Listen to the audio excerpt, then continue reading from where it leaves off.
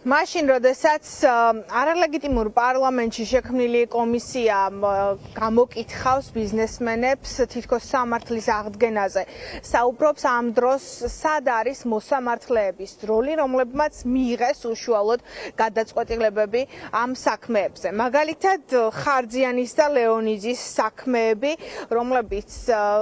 რომლებზეც მათ შორის სასამართლო სისტემაში წლების გატარების შემდეგ ადამიანების შეფასებით უკანონო განაჩენებია მიღებული და ქართული ოცნების პირობებში ეს მოსამართლეები, ვინც მიიღეს გადაწყვეტილებები, არათუ დაისაჯნენ, არამედ დაწინაურდნენ და ამის მაგალითია სწორედ თუნდაც ლელა ნოზაძე, ლალშა ქოჩიაშვილი და მზია ლომთათიძე. ყოფილი მოსამართლეები, ადამიანები, ვინც ძალიან კარგად იცნობენ ამ სისტემას, ამბობენ, რომ ეს არიან პირები, ვინც უშუალოდ ლევან მურუსიძეს ემორჩილება და მათთვის არ არსებობს კანონი, რადგან მურუსიძეა რეალურად გარანტი იმის, რომ ეს მოსამართლეები დარჩნენ სისტემაში. სწორედ ესენი არიან პირები, რომლებიც მიუხედავად გადაწყვეტილებებისა, რომლებიც მიიღეს ხარძიანის და ლეონიძის საქმეებზე, მაგალითად ნოზაძე 2010 წლიდან უვადოდ გაამწესეს, ქოჩიაშვილი 2021 წელს უზენაეს სასამართლოში დანიშნეს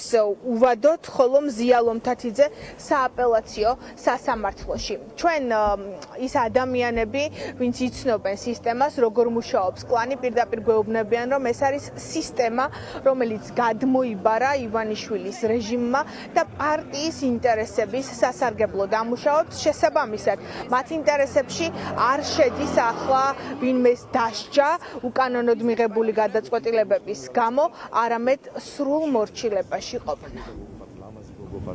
ესენი ის მოსამართლეები არიან, რომელიც მურუსიძის ახლოწრეს წარმოადგენენ და ისინი მზად არიან ყველა მისი გადაწყვეტილება შეასრულონ და არ შეუშვებენ არავის ამ სისტემაში, თუ მათი ერთგული არ არის და მათ ბრძანებებს არ შეასრულებენ. ანუ მეტი მათ არაფერი არ იციან, რომ მათი დაცვის მექანიზმი მურუსიძეა და არა კანონი. პირადად ერთ-ერთ კონფერენციაზე ვიხილე თეა წულუკიანი, როგორ ეხვეწებოდა მურუსიძეს, ბატონო ლევან, მობრძანდით, იქნებ ჩემს გვერდზე დაბრძანდეთ და იქ უკვე ნათელი იყო, რომ ისინი გარიგებაში იყვნენ მურუსიძესთან და ჩინჩალაძის კლანთან ერთად. კლანი მაშინ ძლიერდებოდა, ესეც მოხდა, შემდეგ მოხდა სრული მხარდაჭერა მურუსიძის, ივანიშვილის მხრიდან, მისი შეხვედრები და ასე მოვიდა ეს სასამართლო სისტემა ხელისუფლებაში, რომელიც ერთი ხელისუფლებიდან გადმობარგდა მეორე ხელისუფლებაში. რადგანაც მართლმსაჯულება არ არის და ყველა მოსამართლე, რომლებიც ჩვენ უკვე ტელევიზიით დავინახეთ, საქმეები განიხილეს,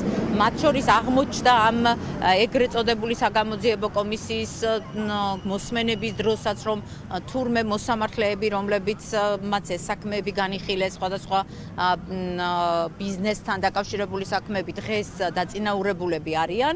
გამოდის, რომ ქართული ოცნება მიზანმიმართულად უწყობს ხელს იმას, რომ აი ესეთი არაკვალიფიციური, არაკომპეტენტური მოსამართლეები იყვნენ მართლმსაჯულების სისტემაში წარმოდგენილები და მათი მიზანი არის არა მართლაც სამართლიანობის დადგენა, არამედ მათი მიზანია ისევ ფარსი შექმნან საზოგადოებაში. ჩვენ ვხედავთ მანტია შემოცლილ მოსამართლეებს, რომლებიც განიხილავენ საქმეს მხოლოდ იმისათვის, რომ პირადი ანგარიშწორება, პარტიული ანგარიშწორება დაგვანახონ.